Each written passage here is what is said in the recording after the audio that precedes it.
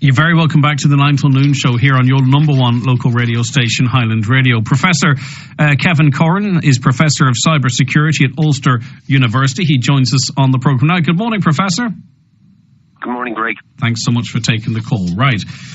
Read an article with the headline, "How much data are you giving away every day?" And this is something people are becoming more aware of, I think, all the while.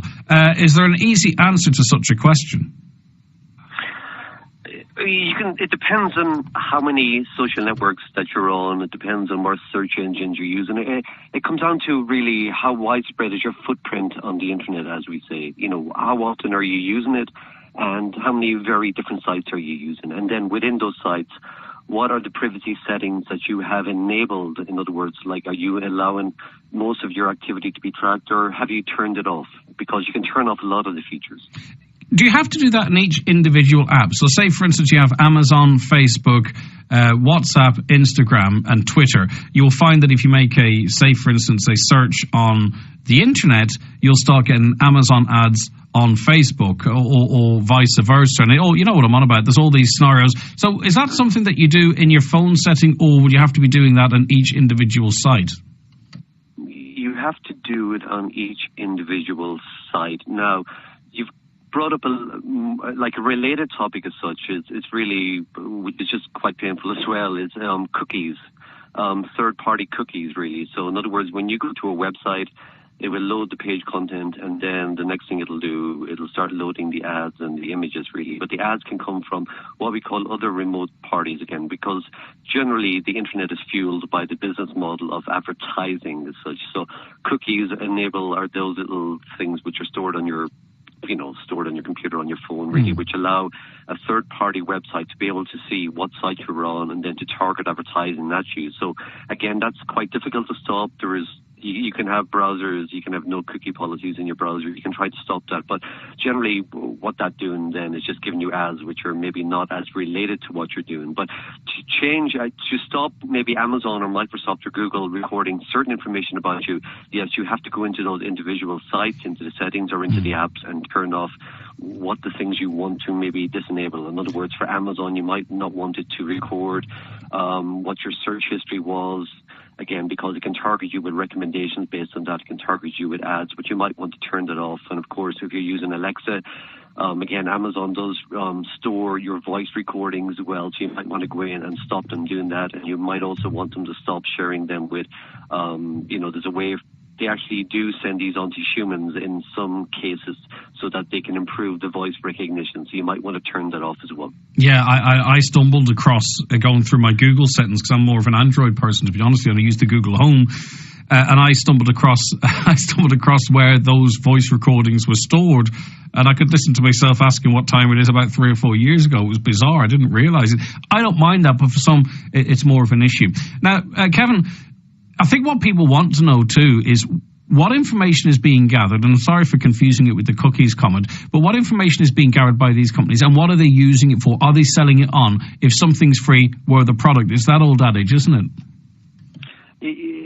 Absolutely. They do sell it on to third parties. Again, generally it depends on the service you're using, but generally, of course, Facebook have depending on what you give it, unless you give it fake details, but it has your name and address, it has, your friends list, it has detail about you, your location, it has all that, and that is used. Now, generally, to sell on to third parties for advertising, it is anonymized. In other words, generally when third parties advertise on Facebook, just taking Facebook, for example, they'll say, I want to, they might be selling a Land Rover, so therefore that they'll figure out that they only want to target, in this case, maybe male and females, age 30 plus, with an income above a certain thing. So therefore, Facebook will take those details, it will troll through its database, it will find the location that the third party wants, and then it will anonymize those details and pass them on to third parties so that the ads are actually just displayed to people whose profiles match that. But of course, it never gives a name over it. It never says that it's Kevin Curran here or whatever else.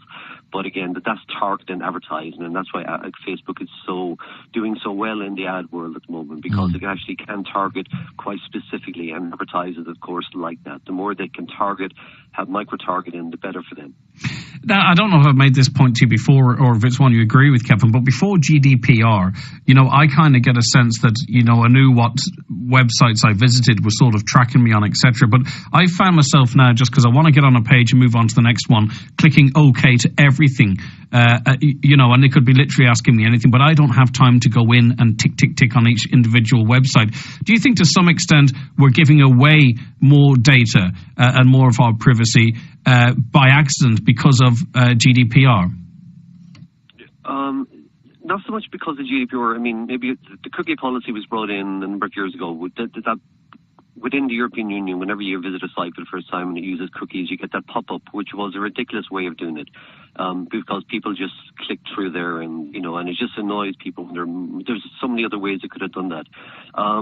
But again, we are by default. We're doing more online. We're using more of us are using Google to log into sites and Facebook again, and that's using your profile, which is not the best idea, but it just makes it easier for you to get into a site rather than adding in your email address and verifying the email. So we tend to do that. Now, it's funny, you got to be pragmatic when it comes to online. I mean, if I use social network sites, I know what I'm using them for. I'm giving away details, and I'm not that worried about that aspect because really, there's so much of my details online anyway. I'm more worried about safe computing.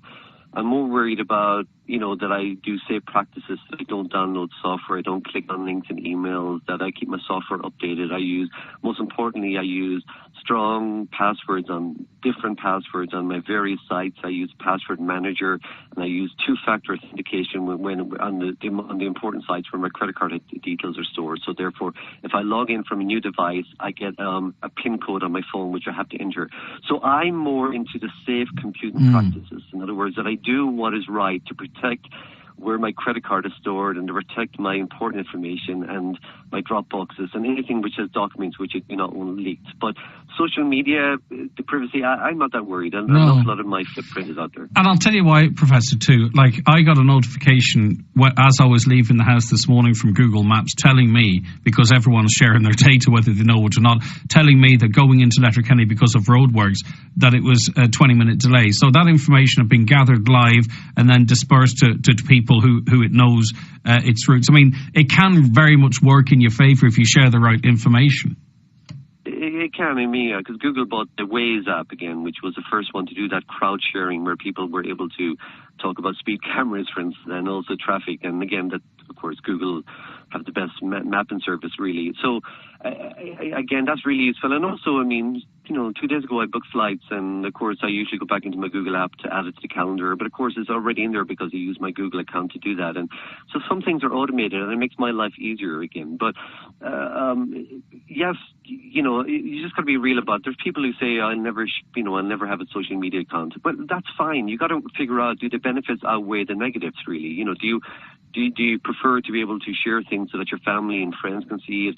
And do you find that it's okay? Because you can sign up to any social media account and use a fake profile. There's nothing to stop you doing that and then sharing again if you're worried. Yes, when it comes to things about security, when it comes to the place of birth and all those things, if they get leaked, which mostly they do, well, there's nothing to stop you putting in a fake town, really, giving your real date of birth. Of course, the policies don't, but just use it to, be wise when you're doing these things. You don't have to give away everything. You can still use social media and still, maintain, without giving away too much of your private information. Okay. Last time I spoke to you, and we only have about 30 seconds, you were out playing with a foldable phone. And since then, I don't know if it was the Samsung one you had or the Huawei or Huawei or whatever it's called. Since then, Samsung, after the Note 9, I think it was the Note 9 or was it the 8, that disaster, they have another disaster on their hands with the foldable phones, the ones being sent out to testers effectively, the screen's simply failing and going to pot. This is bad news, isn't it? It is terrible news. I really don't get it. They bought to production, they launched it to the public, really, a pre-release, and then they release it. But yet this phone really is causing problems from the start. Even the sticker, the fact that usually, everyone's used to having maybe a sticker on the phone which protects the glass, but the one on this is actually crucial, and it came to the reviewers, and of course reviewers peeled it off straight away, but actually it's crucial to the workings of the phone, and there was no warning on there, and of course things like that, we really were clumsy. So again, some of the reviews says they didn't take that protective seal off and it still failed. So exactly, there's multiple failures. I don't know who tested it or how often they tested it, but they didn't do a good job on it. Listen, thanks for covering all of that with me, Professor. Appreciate it.